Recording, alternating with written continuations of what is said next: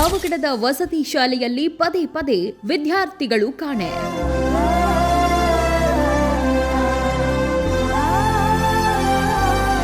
ಆತಂಕ ಮೂಡಿಸಿದ ವಿದ್ಯಾರ್ಥಿಗಳು ತಪ್ಪಿಸಿಕೊಳ್ಳುವ ಪ್ರಕರಣ.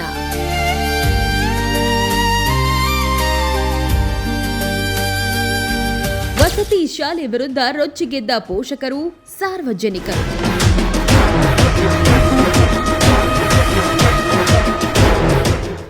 ತುಮಕೂರು ಜಿಲ್ಲೆಯ ಪಳುವಳ್ಳಿ ಡಾಕ್ಟರ್ ಬಿಆರ್ ಅಂಬೇಡ್ಕರ್ ವಸತಿ ಶಾಲೆಯಲ್ಲಿ ವಿದ್ಯಾರ್ಥಿಗಳ ಸುರಕ್ಷತೆಯೇ ಪ್ರಶ್ನಾರ್ಥಕವಾಗಿದೆ.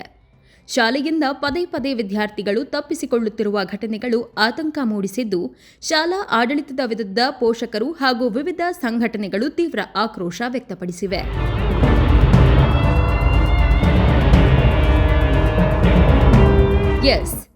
ಪಾವಗಡ ತಾಲೂಕಿನ ಪಳುವಳ್ಳಿ ಡಾಕ್ಟರ್ ಬಿಆರ್ ಅಂಬೇಡ್ಕರ್ ವಸತಿ ಶಾಲೆಯಲ್ಲಿ ವಿದ್ಯಾರ್ಥಿಗಳ ಸುರಕ್ಷತೆ ಪ್ರಶ್ನಾರ್ಥಕವಾಗಿದೆ.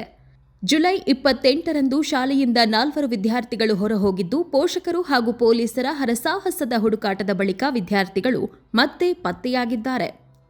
ಆದರೆ ಇದು ಮೊದಲ ಘಟನೆ ಅಲ್ಲ ಎನ್ನಲಾಗುತ್ತಿದೆ. ಈ ವಸತಿ ಶಾಲೆಯಿಂದ ವಿದ್ಯಾರ್ಥಿಗಳು ಪದೇ ಪದೇ ತಪ್ಪಿಸಿಕೊಳ್ಳುತ್ತಿರುವ ಆರೋಪ ಕೇಳಿಬಂದಿದ್ದು, ಇದರಿಂದ ಪೋಷಕರಲ್ಲಿ ಆತಂಕ ಹೆಚ್ಚಾಗಿದೆ. ವಿದ್ಯಾರ್ಥಿಗಳು ಶಾಲೆಯಿಂದ ತಪ್ಪಿಸಿಕೊಳ್ಳಲು ಕಾರಣವೇನು ಎಂಬ ಪ್ರಶ್ನೆಗೆ ಕೆಲವರು ಗಂಭೀರ ಆರೋಪಗಳನ್ನು ಮಾಡಿದ್ದಾರೆ. ಪ್ರಾಂಶುಪಾಲರು ವಿದ್ಯಾರ್ಥಿಗಳನ್ನು ಹೊಡೆದು ಭಯಪಡಿಸುತ್ತಾರೆ ಎಂಬ ಆರೋಪ ಕೇಳಿಬಂದಿದ್ದು, ಈ ಕಾರಣದಿಂದ ಮಕ್ಕಳು ವಸತಿ ಶಾಲೆಯಿಂದ ಹೊರಹೋಗುತ್ತಿದ್ದಾರೆ ಎಂದು ಹೇಳಲಾಗಿದೆ. ಆದರೆ ಈ ಆರೋಪಗಳಿಗೆ ಸಂಬಂಧಿಸಿದಂತೆ ಅಧಿಕೃತ ದೃಢೀಕರಣ ಇನ್ನಷ್ಟೇ ಆಗಬೇಕಿದೆ.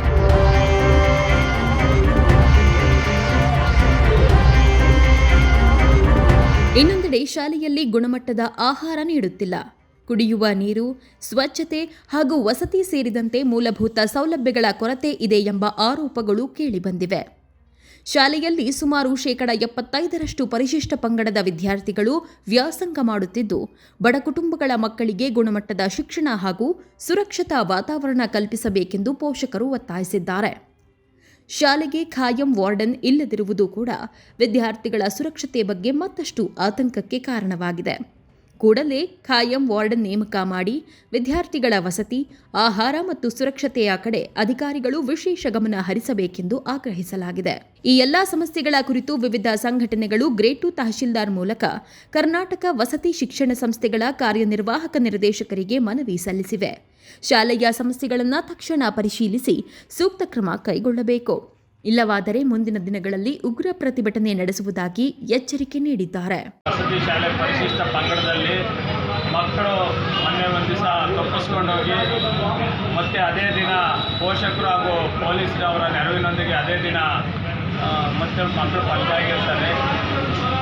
ಮುರಾರ್ಜಿ ವಸತಿ ಶಾಲೆ ಏನು ಅಂಬೇಡ್ಕರ್ ಪಳವಳ್ಳಿ ಇದೆಯೋ ಅದು ಮತ್ತು ಅನೇಕ ಶಾಲೆಗಳಲ್ಲಿ ಇತ್ತೀಚೆಗೆ ಬೇರೆ ರೀತಿ ಮಕ್ಕಳಲ್ಲಿ ಸರ್ಕಾರ ಮೂಲಭೂತ ಸೌಲಭ್ಯ ಕೊಟ್ಟು ಬಡತನದಾಗಿರ್ತಕ್ಕಂಥ ಮಕ್ಕಳು ಈ ರಾಜ್ಯದಲ್ಲಿ ಶೈಕ್ಷಣಿಕವಾಗಿ ಪ್ರಗತಿ ಸಾಧಿಸಬೇಕಂತ ಸರ್ಕಾರ ಉದ್ದೇಶ ಇಟ್ಕೊಂಡು ಈ ಒಂದು ವಸತಿ ಶಾಲೆಗಳನ್ನು ಪ್ರಾರಂಭ ಮಾಡಿದೆ.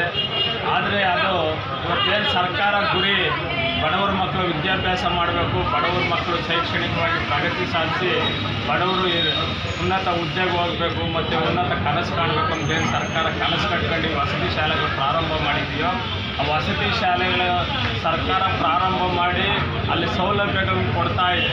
ಆದರೆ ಅಲ್ಲಿ ಇದ್ದು ಆ ವಸತಿ ಶಾಲೆಗಳಲ್ಲಿ ನಡೆಸ್ತಕ್ಕಂಥವ್ರು ಇವತ್ತೇನಾಗಿದ್ದಾರೆ ಅಂದರೆ ಆ ಮಕ್ಕಳ ಮೇಲೆ ಸರಿಯಾಗಿ ಜವಾಬ್ದಾರಿಯಿಂದ ನೋಡ್ಕೊಳ್ಳದೆ ಇವರು ಬೇರೆ ಥರ ನಿರ್ಲಕ್ಷ್ಯ ವಹಿಸಿ ಆ ಮಕ್ಕಳನ್ನ ಹೊಡೆದು ಬಡಿಯೋಂಥದ್ದು ಅಥವಾ ಎದುರಿಸೋಂಥದ್ದು ಪ್ರಕರಣಗಳು ಆಗ್ತಾ ಇದ್ದು ಮಕ್ಕಳು ಶಾಲೆಯಿಂದ ತಪ್ಪಿಸ್ಕೊಂಡು ಹೋಗ್ತಿರೋದು ಇತ್ತೀಚಿನ ದಿನಗಳಲ್ಲಿ ನಮಗೊಂದು ಕಳವಳಕಾರಿಯಾಗಿದೆ. ಯಾಕಂದರೆ ಅಲ್ಲಿ ನಮ್ಮ ಮಗುನ ಒಂದು 6ನೇ ಕ್ಲಾಸ್ಗೆ ಸೆಲೆಕ್ಟ್ ಆಗಿ ಒಂದು ಮುರಾರ್ಜಿ ವಸತಿ ಶಾಲೆ ಯಾವುದೇ ಆಗಲಿ ಅಲ್ಲಿ ಕಳಿಸಿದರೆ ಅಲ್ಲಿ 10th ಸಹ ಒಳ್ಳೆ ಸುಸಜ್ಜಿತ ಸ್ಕೂಲು ಮತ್ತು ಊಟ ವಸತಿ ಎಲ್ಲ ಕೊಟ್ಟು 10th ಮುಗಿಸ್ಕೊಂಡು ನಮ್ಮ ಮಗು ಹೊರಗಡೆ ಬರ್ತದೆ. ಯಾವುದೇ ನಾವು ಎಲ್ಲಿದ್ರೂ ನಮ್ಮ ಮಗು ಸಮಸ್ಯೆ ಇಲ್ಲ, ಅಷ್ಟು ಭದ್ರತೆ ಇರ್ತಕ್ಕಂಥ ವಸತಿ ಶಿಕ್ಷಣ ಸಂಸ್ಥೆಗಳನ್ನು ಸರ್ಕಾರ ಮಾಡೈತೆ ಅಂತೇಳಿ ಇವತ್ತು ಎಷ್ಟೋ ಜನ ಬಡವ್ರ ಮಕ್ಕಳು 6ನೇ ಕ್ಲಾಸಿಂದ ಇವತ್ತು ಎಕ್ಸಾಮನ್ನು ಬರೆಸಿ ಆ ವಸತಿ ಶಾಲೆಗಳಿಗೆ ಸೇರಿಸ್ತಾ ಇದ್ದೀವಿ. ಆದರೆ ಇತ್ತೀಚಿನ ದಿನಗಳಲ್ಲಿ ಏನಾಗ್ತಾ ಇದೆ ಅಂದರೆ ವಸತಿ ಶಾಲೆಗೆ ಸೇರಿಸಿದರೆ ನಮ್ಮ ಮಗು ಅಲ್ಲಿ ಏನಾಗುತ್ತೆ ಅಂತಕ್ಕಂಥದ್ದು ಇವತ್ತು ಅನೇಕ ಪ್ರಕರಣಗಳು ನಮ್ಮ ತಾಲೂಕಲ್ಲೇ ರಾಜ್ಯದಾದ್ಯಂತ ಬೆಳಕಿಗೆ ಬರ್ತಾ ಇದೆ.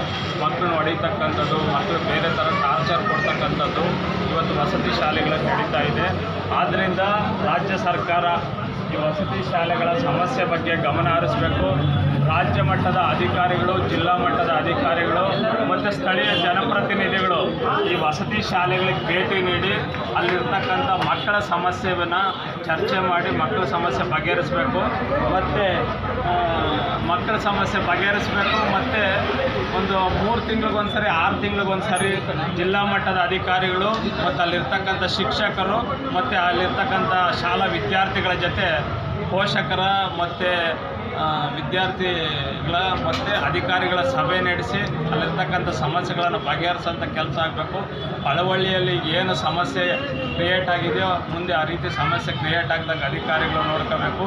ಅಲ್ಲಿ ಯಾರು ಇಲ್ಲಿವರೆಗೂ ನಿರ್ಲಕ್ಷ್ಯ ವಹಿಸಿ ಅಲ್ಲಿ ವಿದ್ಯಾರ್ಥಿಗಳು ಇವತ್ತು ಹೋಗೋದಕ್ಕೆ ಮತ್ತು ಅಲ್ಲಿ ಬೇರೆ ಬೇರೆ ಥರ ಏನು ಊಟದ ವ್ಯವಸ್ಥೆ ಆಗಿರ್ಬೋದು, ಬೇರೆ ಬೇರೆದ್ರಲ್ಲಿ ಅಲ್ಲಿ ಏನು ಲೋಪದೋಷಗಳು ಕಂಡು ಬರ್ತಾ ಇದ್ದಾವೋ ಅದನ್ನು ಮೇಲಧಿಕಾರಿಗಳು ಸಮಗ್ರ ತನಿಖೆ ನಡೆಸಿ ಅಲ್ಲಿ ಯಾರು ಲೋಪವೆಸಗಿದಾರೋ ಆ ಅಧಿಕಾರಿಗಳನ್ನ ವರ್ಗಾವಣೆ ಮಾಡಿ ಅಲ್ಲಿ ಉತ್ತಮವಾಗಿ ಆ ಸ್ಕೂಲ್ ನಡೆಸ್ಕೊಂಡು ಹೋಗೋಂಥ ಉತ್ತಮವಾದ ಅಧಿಕಾರಿಗಳನ್ನ ಅಲ್ಲಿ ನೇಮಕ ಮಾಡಬೇಕಾಗಿ ಈ ಮೂಲಕ ಒತ್ತಾಯವನ್ನು ಮಾಡ್ತಾ ಇದ್ದೀವಿ. ವಿದ್ಯಾರ್ಥಿಗಳ ಸುರಕ್ಷತೆ, ಗುಣಮಟ್ಟದ ಶಿಕ್ಷಣ ಮತ್ತು ಮೂಲಭೂತ ಸೌಲಭ್ಯಗಳನ್ನು ಒದಗಿಸಲು ಜಿಲ್ಲಾಡಳಿತ ಹಾಗೂ ಸಂಬಂಧಿಸಿದ ಅಧಿಕಾರಿಗಳು ತ್ವರಿತವಾಗಿ ಕ್ರಮ ಕೈಗೊಳ್ಳಬೇಕೆಂದು ಪೋಷಕರು ಮತ್ತು ಸಂಘಟನೆಗಳು ಒತ್ತಾಯಿಸಿವೆ. ಒಂದು ದೇವರಿಗಿಂತ ಹೆಚ್ಚಿನ ಒಂದು ಮಕ್ಕಳು ಸಾಕಬೇಕು. ಅದನ್ನು ಬಿಟ್ಟು ಬೈಕ್ ತಗೊಂಡು ಹೊಡೆಯೋದು, ಬ್ಯಾಗ್ ತಗೊಂಡು ಹೊಡೆಯೋದು ಇದು ಕಾನೂನಿನಲ್ಲಿ ಅಪರಾಧ ಇದೆ.